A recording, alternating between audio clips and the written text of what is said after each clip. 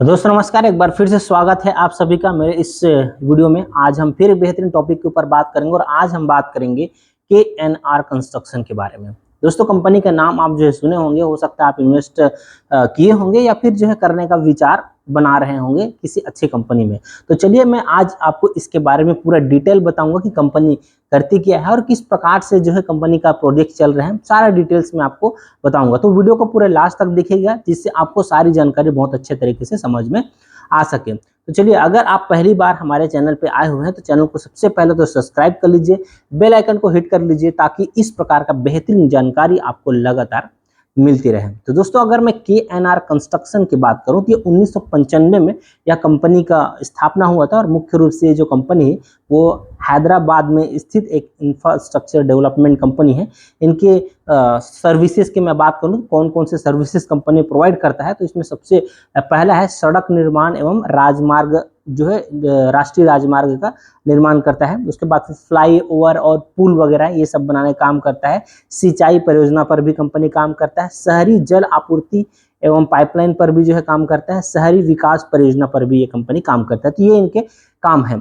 यह जो कंपनी है वो EPC हो गया, BOT हो गया और HAM यानी कि हाइब्रिड इम्यूनिटी मॉडल वगैरह जो है इन सब के तहत जो है परियोजना को अपना संचालित करता है। अब मैं कंपनी के एग्जीक्यूशन कैपेसिटी के बारे में बताता हूं। तो Q3 फाइनेंशियल ईयर सन 2026 तक का ये जो है अपडेट है। इसमें अगर मैं बात करूं तो कंपनी ने जो है 11 राज्यों में 81 इंफ्रास्ट्रक्चर प्रोजेक्ट को कंप्लीट किया था। इसमें से जो है अगर मैं टोटल मूल्य इनका जो बताऊं, अगर इनका जो टोटल परियोजना का अगर मूल्य जो कितना था वो 17,595 करोड़ का था और जो सड़क निर्माण इन्होंने किया था 9,100 प्लस किलोमीटर जो है सड़कें इन्होंने बनाया है। उसके बाद फिर समय से पहले परियोजना पूरी करने की वजह से इनको जो है अर्ली कंपटीशन इंसेंटिव भी उनको जो है मिला है। इसके अलावा जो है अगर मैं इनका BOT और HAM पोर्टफोलियो पे अगर मैं ध्यान दूं तो 452 लेन किलोमीटर की परियोजना इन्होंने कंप्लीट किया, जिसमें 2 एन्युटी प्रोजेक्ट और 8 हाइब्रिड एन्युटी मॉडल जो है शामिल था। और उसमें कुल परियोजना की लागत की मैं बात करूं तो यहाँ पर 9,618 करोड़ का जो है इनका ये BOT और HAM का पोर्टफोलियो रहा। उसके बाद फिर इनके क्लाइंट्स के बारे में बताऊं, कौन कौन से क्लाइंट्स हैं जो इस प्रकार की इनको परियोजना प्रोवाइड करा रहे हैं। तो ये है इनका सबसे पहला NHAI है और APRDC और MORTH, GMR प्रोजेक्ट हो गया और NMDC है, oriental structure engineering, Telangana irrigation, KRDCL और है सद्भाव इंजीनियरिंग। इनके ये सारे लोग जो इनके क्लाइंट्स हैं। और सबसे इम्पोर्टेंट चीज़ यह है कि ये जो कंपनी है इनके पास जो भी इंफ्रास्ट्रक्चर डेवलपमेंट के लिए जो मशीनरी की जरूरत पड़ती है वो सारी मशीनरी जो इनका खुद का है, कहीं पर जो है किराया भाड़ा में जो है नहीं लाया जाता, जिससे इनका एक्स्ट्रा जो खर्चा होना है वो बच जाता है। तो इनके अगर मैं बात करूं टोटल जो इनके पास मशीनरी है उसमें 1,218 टिप्पर एवं टैंकर शामिल है, 373 एक्सकेवेटर शामिल है और 306 जनरेटर है, 240 जो है TPH हॉट मिक्स प्लांट है और 250 TPH क्रशिंग प्लांट है इनके पास। अन्य आधुनिक निर्माण के लिए जो भी उपकरण चाहिए वो सारे उपकरण जो इनके पास अवेलेबल हैं। ऑर्डर बुक की बात करते हैं कंपनी का। अगर मैं ऑर्डर बुक पर ध्यान दूं तो फाइनेंशियल ईयर सन 2026 का जो 9 मंथ तक का मैं बता रहा हूं, उसमें इनका जो कुल EPC ऑर्डर बुक जो था वो 8,848 और अभी रिसेंटली इनको लगभग 250 करोड़ का ऑर्डर और मिला हुआ है। तो अभी मैं बात करूं तो लगभग 9,000 करोड़ का ऑर्डर बुक कंपनी के पास है। अगर मैं इनका सेगमेंट वाइज में डिवाइड करूं कहां से कितना % इनको जो है ऑर्डर मिला हुआ है, तो माइनिंग से 40%, रोड से 29%, इरिगेशन से 19%, पाइपलाइन से इनको जो है 12%।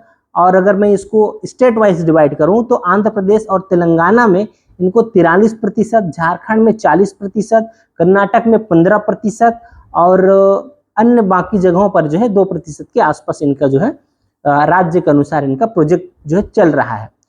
इनके नए प्रोजेक्ट जो मार्च सन 2026 में इनको जो मिला था, कंपनी को तेलंगाना में मतलब कई सारे प्रोजेक्ट मिले, जिसमें से अगर मैं बात करूं तो 1734 करोड़ का NHAI का जो हाईवे प्रोजेक्ट मॉडल शामिल है, 83 करोड़ का जो है सड़क निर्माण प्रोजेक्ट शामिल है और 50.47 करोड़ का इनका फ्लाईओवर प्रोजेक्ट शामिल है। तो ये अभी रिसेंटली मार्च में मिला हुआ ऑर्डर है और अभी जो है एक दो दिन पहले ही जो है 2-3 दिन पहले इनको 200-250 करोड़ का इनको ऑर्डर फिर से मिला हुआ है।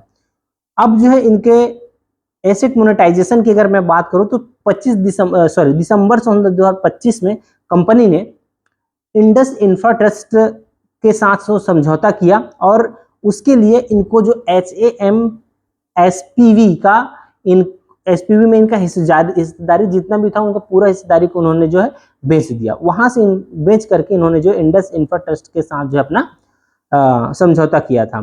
टोटल अगर मैं निवेश की बात करूं इसमें तो 567 करोड़ था और अपेक्षित इनका जो लाभ था, प्राप्ति था इनका जो है वो लगभग 1543 करोड़ का था। अब मैं आपको बताना चाहूंगा कि कंपनी जो है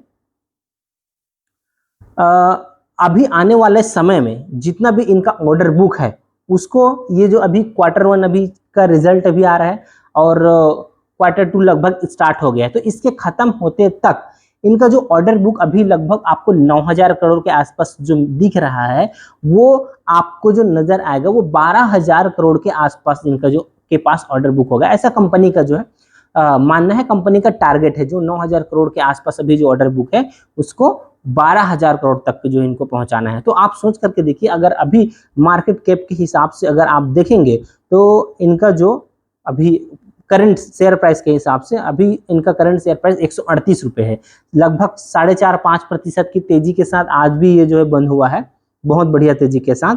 और अभी इनका करंट मार्केट कैप जो है 3888 करोड़ है। तो लगभग अगर आप यहाँ से इसको मैं 4000 करोड़ भी मान लेता हूं तो 12000 करोड़ और 4000 करोड़ यानी कि अपने मार्केट कैप से 3 गुना इनके पास ऑर्डर बुक है, ये आप भी मान करके यहाँ पर चल सकते हैं।